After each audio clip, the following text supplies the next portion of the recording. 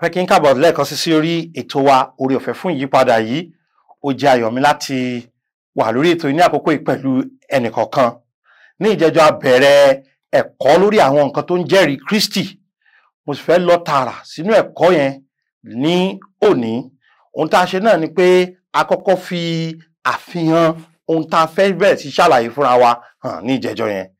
Wípé mo fẹ́ ṣàlàyé fún wa nípasẹ̀ ọ̀rọ̀ Ọlọ́run ẹni tí Jésù ṣe àtàwọn nǹkan tó jẹ́rìí gbé pé bẹ́ẹ̀ ni ohun tí a wí òun ni Jésù ṣe. Pé Jésù ni olùgbàlà, pé Jésù ni Mèsáyà náà, pé Jésù ni ọ̀nà òtítọ́ àti ìyè, pé Jésù òun ni ọmọ Ọlọ́run, pé Jésù òun ni Ọlọ́run. A wò láti bẹ̀rẹ̀ pé Bíbélì sọ pé ó bá Ọlọ́run dọ́gba.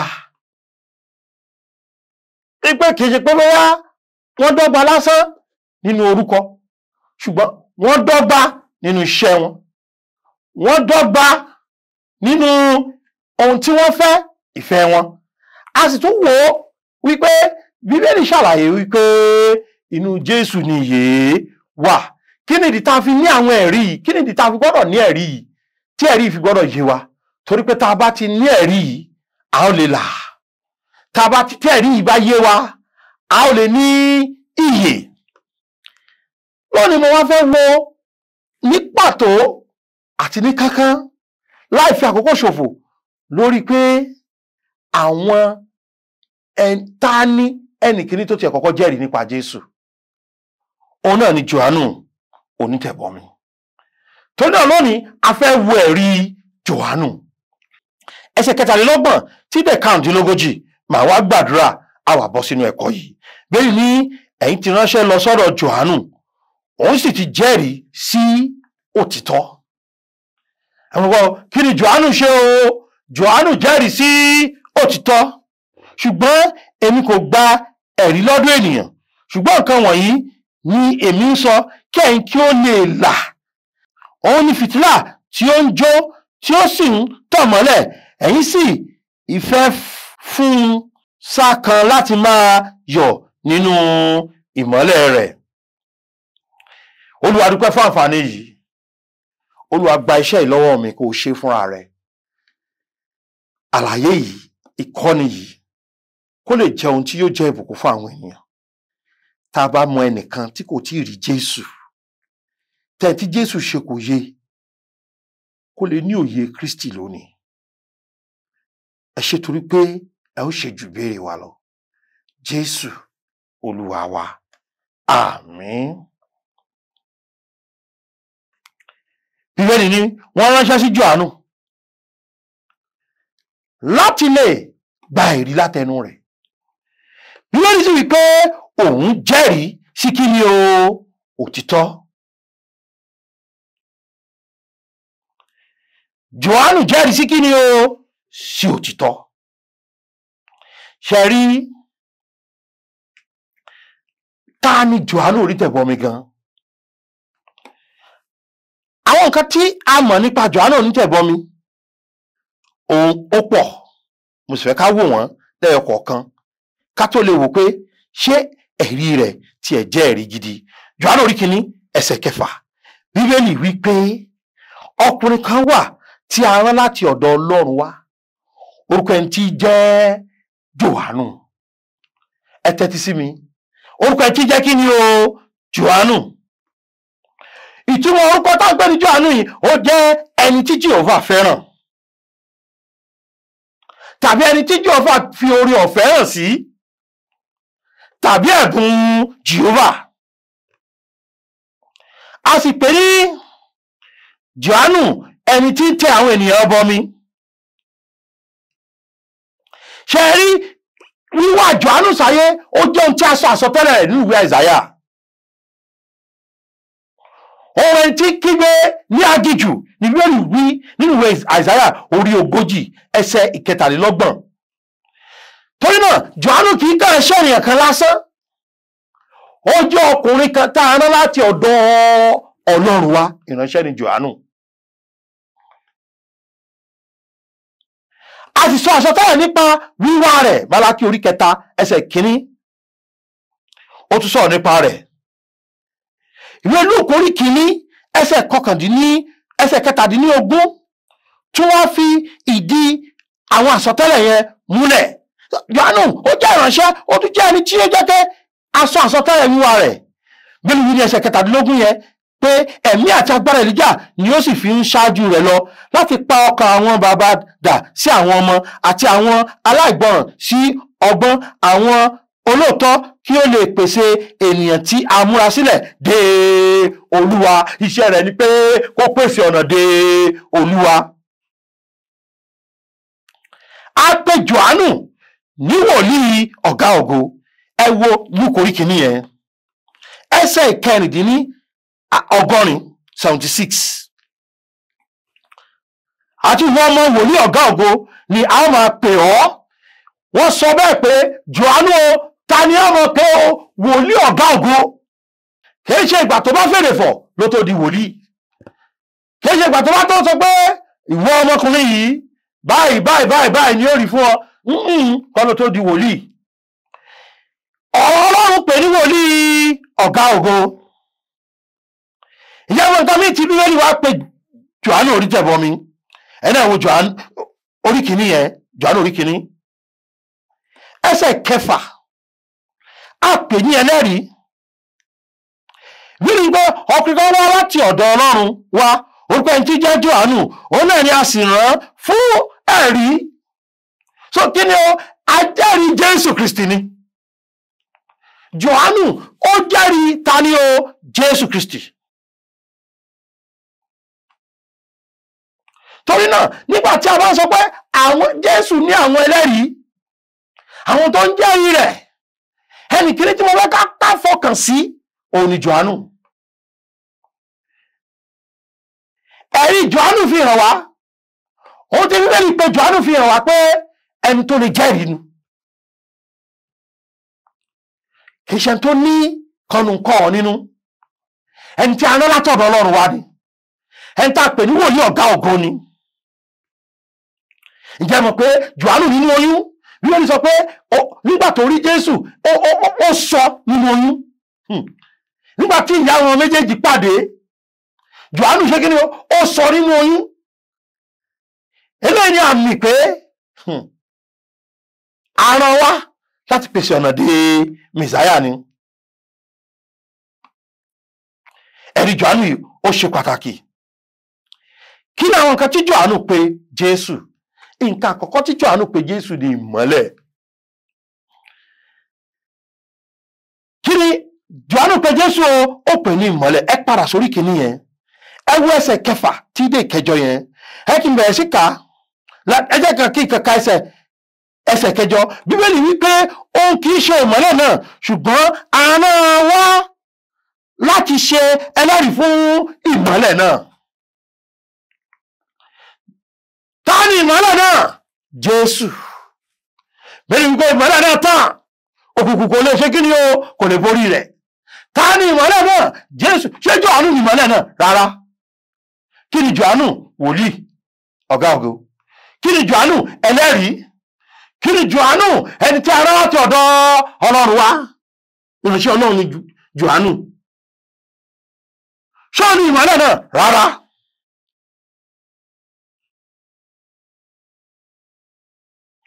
Nínú orí kìíní yìí, a pè Jésù ní ìmọ́lẹ̀. Nínú orí kẹjọ, a tún pè Jésù ní ìmọ́lẹ̀. Nítorí náà, ìwé Jòhánù ó pè Jésù ní ta ni o? Ìmọ́lẹ̀. Jòhánù orí kẹjọ, ẹ̀yin náà wo ẹsẹ̀ 12, Jésù tún sọ fún wọn pé èmi ni ìmọ́lẹ̀ ayé. Ẹ wá gbọ́, ẹni tí ó bá tọ̀ mí lẹ́yìn kì yóò rìn nínú òkùnkùn, ṣùgbọ́n yóò ní ìmọ́lẹ̀ ìyè. Ṣé rí ìmọ́lẹ̀ Jésù? Ó ní ìmọ́lẹ̀ ìyè. Ṣé rí ìmọ́lẹ̀ Jésù? Ó ní ìmọ́lẹ̀ tó ń tọ́ni sọ́nà. Ṣé rí ìmọ́lẹ̀ Jésù? Ó ló jẹ́ ká mọ̀ pé àwa náà lè dọ́run. Ìmọ́lẹ̀ Jésù yìí ó jẹ́ ká mọ̀ pé a lè rí ìdáríjì ẹ̀ṣẹ̀ gbà. Ìmọ́lẹ̀ Jésù yìí ó jẹ́ ká mọ̀ pé a lè di ọmọ Ọlọ́run. Ẹ jẹ́ mọ̀ pé ìmọ́lẹ̀ Jésù yìí ó jẹ́ ká mọ̀ pé a lè di ẹni ìtẹ́wọ́gbà. kí ni Jòhánù pé Jésù ìmọ́lẹ̀? Ẹ kí n tún fi ẹsẹ̀ Bíbélì kan hàn yín, ìwé Jòhánù orí 12 ẹsẹ̀ 14. Ìfẹ́ pé Jésù ni tí kò jẹ́ lónìí. Ohun tó jẹ́ gangan ni mo fẹ́ pè é. Ohun tí Bíbélì pè gangan ni mo fẹ́ pè é. Ẹsẹ̀ 14 ẹ Bíbélì wípé èmi ni ìmọ́lẹ̀ tí ó wá sí ayé, kí ẹnikẹ́ni tí ó bá gbà mí gbọ́ kí ó má ṣe wà ní òkùnkùn. Olórin kan ní afọ́jú ni aláìgbàgbọ́, kò mọṣẹ́ Ọlọ́run. Ẹni tó bá ríran, ẹni tó kò fẹ́ rìn lókùn, ṣe rìn lókùn, èyí ó ṣìnà, èyí ò lè wọ́ sójú ọ̀nà, èyí ò lè ní ìrètí, inú òkun kò síbi téèyàn lè já sí, èyí ò lè wà lójú ọ̀nà láéláé. Jésù ní èmi ni ìmọ́lẹ̀ tí ó wá sí ayé. Láti wọ́n ló ti wá, látọ̀run wá. Jésù ní ìmọ́lẹ̀ tó wá sáyé. Kí ló lọ́dọ̀ wá sáyé? Kí èmi àti ẹ ká lè bá bọ́ lọ́wọ́ òkùnkùn, ká má bàa ṣìnà, ká má bàa jẹ́ aláìnírètí, ká má bàa jẹ́ aláìní ìdánilójú. Jòhánù pé Jésù ní kí ni ìmọ́lẹ̀. Ṣẹ̀rí ìmọ́lẹ̀ ti Jésù Kristi ó ní ìyè nínú. Ìwé Jòhánù orí 1 ẹsẹ̀ 4 Bíbélì wípé nínú rẹ̀ ni ìyè wà, ìyè náà sì ni ìmọ́lẹ̀ aráyé. Ṣẹ̀rí ẹmọ̀dí tí mo fi máa ń sọ̀rọ̀ nípa Jésù púpọ̀, torí kò sẹ́ni tí ìmọ́lẹ̀ rẹ̀ ní ìyè nínú. Àwọn ìmọ́lẹ̀ kan wà tí kìí ṣe ìmọ́lẹ̀. Àwọn kan máa pera wọn ní ìmọ́lẹ̀, wọn ò mọ̀ nǹkan kan. Ọ̀gbun sínú ọ̀gbun ni wọ́n, òkùnkùn sínú òkùnkùn ni wọ́n. Wọ́n èṣe orísun ìdánilójú, wọ́n èṣe orísun ìrètí. Ṣùgbọ́n Jésù, òun ni ìmọ́lẹ̀ wa. Ǹjẹ́ mọ̀ pé ìmọ́lẹ̀ Jésù ó tún ga ju òkùnkùn lọ? Ẹsẹ̀ 5 ní ìmọ́lẹ̀ náà sì mọ́lẹ̀ nínú òkùnkùn, òkùnkùn náà kò sì lè borí rẹ̀. Òun ló fi jẹ́ pé nígbà tó kú, ó lè jíǹde padà, tọ́wọ́ òkùnkùn kò lè borí rẹ̀. Òun ló fi jẹ́ pé bó ṣe ti lọ sọ́run, ó tún padà bọ̀, tọ́wọ́ òkùnkùn kò lè borí rẹ̀. Òun ló fi jẹ́ pé nígbà tí Fáráò fẹ́ pa á, kò rí pa, nítorí pé òkùnkùn kò lè borí rẹ̀. Nígbà tí wọ́n wá ẹ̀sùn sí lẹ́sẹ̀, wọ́n ò rí, nítorí pé òkùnkùn kò lè borí rẹ̀.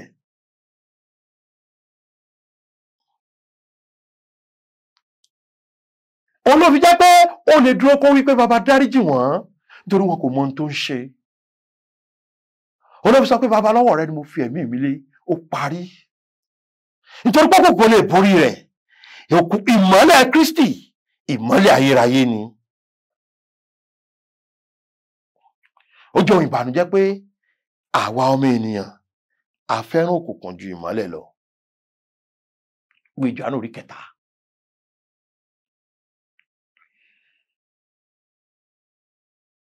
Ẹ̀rí Jòhánù pé Jésù ní ìmọ́lẹ̀.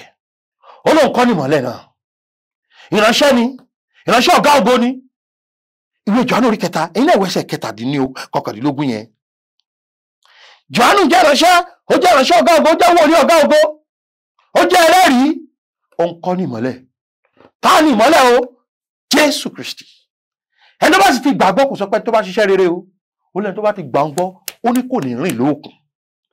Ṣùgbọ́n ohun ìbànújẹ́ bẹ̀ nìyí.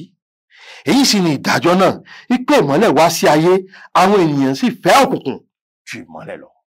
Nítorí iṣẹ́ wọn burú. Nítorí olúkúlùkù ẹni tí ó bá hùwà búburú ní kórìíra ìmọ́lẹ̀.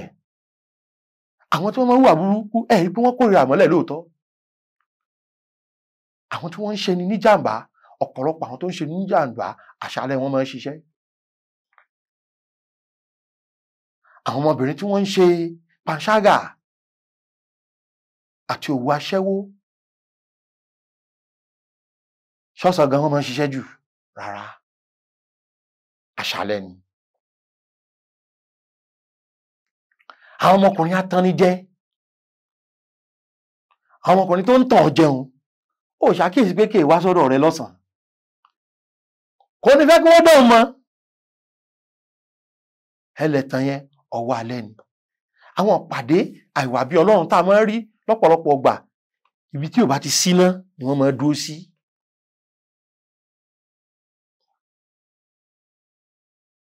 àwọn èèyàn fẹ́ràn òkùnkùn ju kí ni o ìmọ́lẹ̀ lọ nítorí pé iṣẹ́ ọwọ́ wọn ṣe kí ni o ò burú.